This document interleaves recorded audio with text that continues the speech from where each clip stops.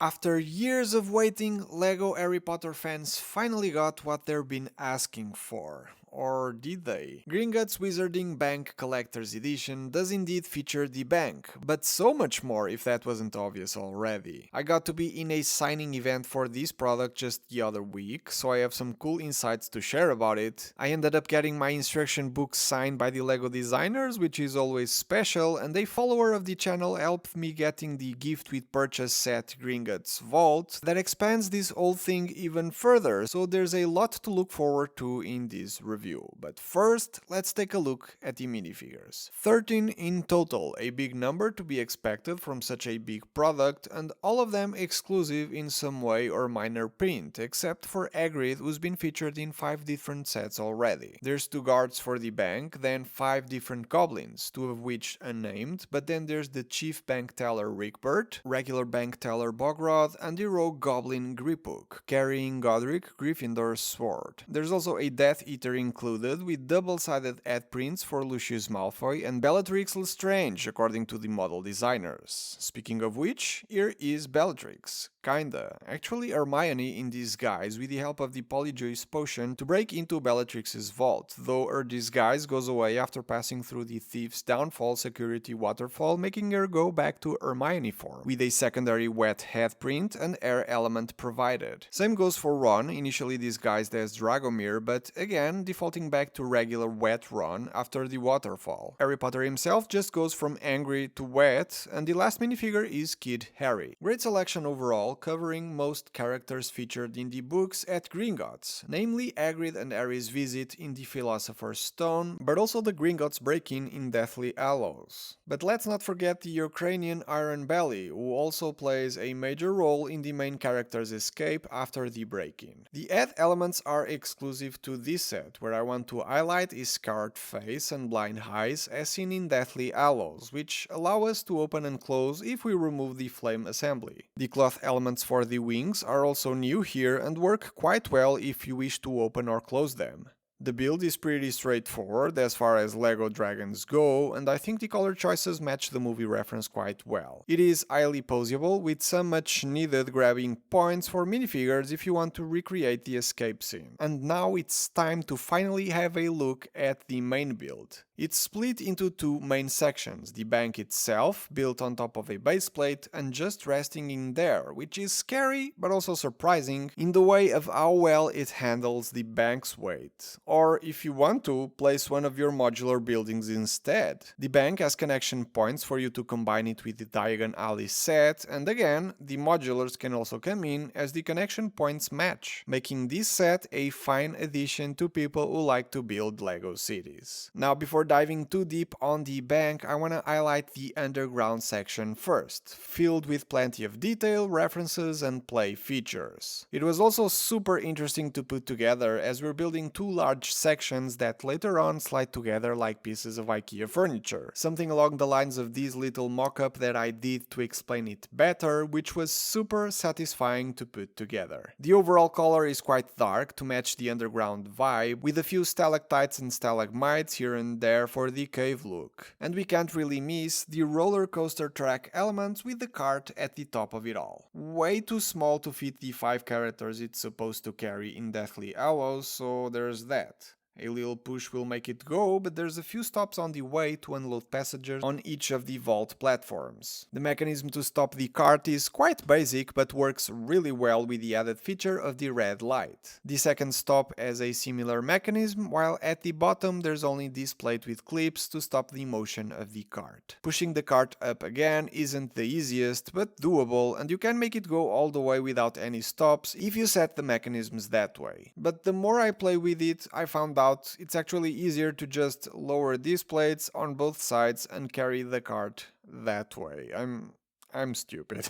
I'm assuming this is the access door to the bank, as it doesn't look like the vault platforms below. At the bottom of it all, there's the place where the dragon should stay to protect his assigned vaults, with a funny sticker with its feeding schedule, a task probably performed with this pitchfork, and a not so funny chain to which he is meant to be attached to. And in this crate over here, 2 clankers used to scare the dragon and access certain vaults. This build here is meant to represent the waterfall that washed away the character collector's disguises and Bogrod's Imperious Curse on Deathly Hallows, but let's finally take a look at the vaults, with the first one being 687 that belongs to the Potter family. Sticker on the vault number and door, and inside Aerys Inherited Gold. The second vault is number 713, similar stickers with the Philosopher's Stone inside. The last vault belongs to Bellatrix, no number and an holographic sticker for the door. This one is much deeper and has an awesome play feature. When touched, Helga Hufflepuff's goblet will multiply under the Gemino spell, very much like the books and movies. To reload the function, there's a hole up here where you dump all of the goblets. Unfortunately, there's no shortcut to reset this one, I think. Now down here is where that gift with purchase set comes in, so time for a mini review. The Gringotts vault keeps the aesthetic of the bank's underground section. The cart is exactly the same, the landscaping, the vault build, colors and even stickers match. With it comes an unnamed goblin for us to expand the bank staff and 2 extra tiles and stickers that, with the use of a permanent marker as instructed in the instruction booklet, allows us to customize it how we see fit. Inside this vault, as opposed to the other 3 from the main set, there's just empty space, that together with the slot up here makes this a money box for you to keep your real money or the real sized galleons provided with the Gringotts bank set. To connect this to the bank, you need to remove this plate and just push the sets together. You'll need to find a black 2x2 tile from your collection to lock the train track elements from both sets together to keep it the same style, or if you don't care about that, use one of the extra grey tiles the gift with purchase set has, and looking at the Technic pins on this side, people have the option of extending the number of vaults Gringotts has. Given how this was free to people who bought the bank during a period of time, it's kinda nice to have, though it honestly just adds a bit more of the same play and builds the big set already has. If you bought something else like the Hogwarts Castle and Grounds set, you also qualified for this gift, but these two together don't really make much sense, so there's that. And now it's finally time to take a look at the bank section, where there's the magical menagerie shop with a few items up front, super narrow passage to the right, and this is what it looks like from the back. The bank section is a whole lot more sticker heavy, and many of them have Easter eggs and references to the Harry Potter world, which, again, for the super fans, is an experience in itself, trying to understand every little detail, including some brick-built ones as well, like this chocolate frog that came out of its package under here. The store itself can be accessed by removing the back wall, same with a little section in the upper floor where some newspapers with Harry on the cover can be seen. Above this wall, another newspaper, an owl, and a water droplet coming from this nicely looking crooked roof drain pipe, and on the wall itself, a door that leads to the back of the bank, a frog statue, sticker with a ton of references, another with the dark mark, and a passage to the main facade of the model. Despite actually being pretty straight, the pillars on the balconies at an angle give the whole build the crooked look the building has in the movies, which is brilliant, and to add to that effect, in some of these sidewalls there's some bulges, making these straight surfaces look uneven.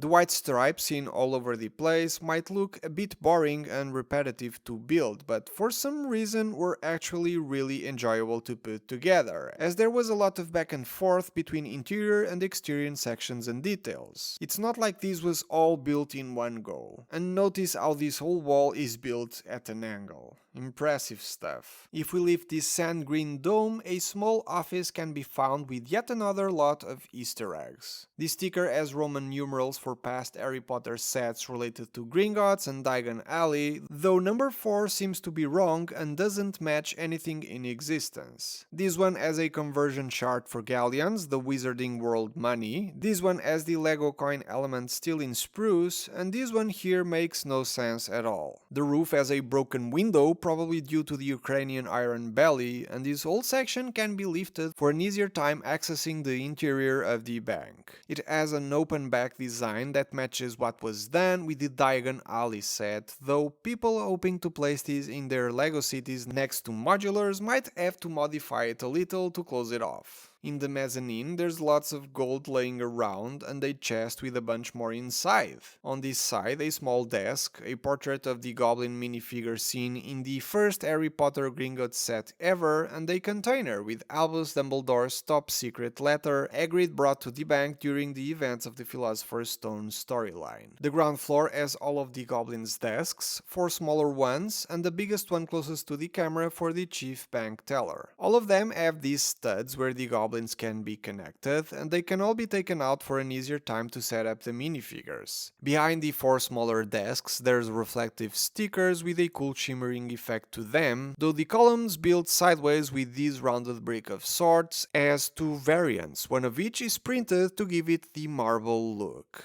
The more I look at this model, the more I find it impressive, especially thinking about the things you don't see. There's lots of hidden details that you only notice when building the set. For example, there's lots of lost coins, like this one that's quite easy to see when lifting this goblin desk, but there's many others that require you to actually break the build in order for us to find them. Or things like a cup and a statue hidden in the wall here, or a spider next to a pink brush at the bottom of the underground build, referenced before in a sticker on the back of the model, and I'm just scratching the surface here. So, as a LEGO fan, I really liked putting this model together. Building techniques are awesome, as are the play features and hidden secrets that, from an Harry Potter fan perspective as well, makes this product one of the coolest in terms of references and Easter eggs. It even has the 3 printed golden galleons I've shown before, just because, so really true fan service here. For city builders, people just got an extra modular, and if you don't love the crooked look of the build, it doesn't look too hard to change.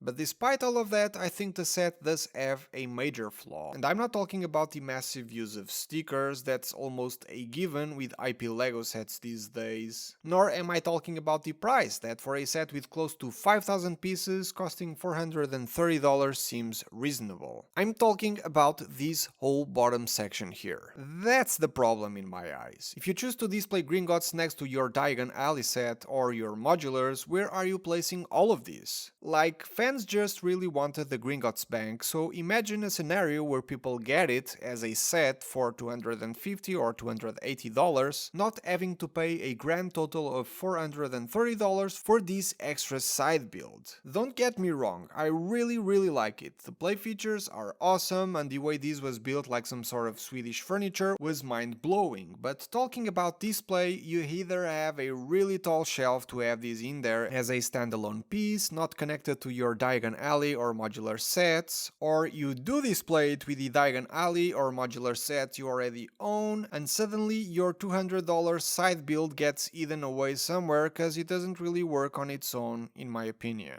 I'm happy that we finally got the Gringotts Bank set we wanted, but I'm unhappy about the lack of options for getting just the Gringotts Bank set we wanted.